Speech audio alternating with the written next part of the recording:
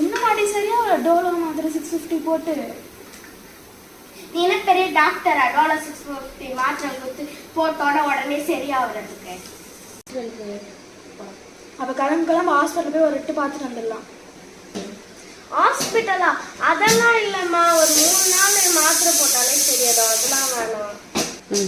இப்பெல்லாம் கண்ட நோய் வருது, வீட்டுலாம் வச்சுக்க முடியாது. ஹாஸ்பிட்டலுக்கு என்ன கும்மி. வாங்க சமந்தா, என்னாச்சு உங்களுக்கு உடம்பு? அது வந்து டாக்டர் இரு உனக்கு ஒன்றும் தெரியாது, நான் சொல்கிறேன். ஜுரம், காஃபு, சளி, இரும்பல் எல்லாம் கிட்ட தான் இருக்குது.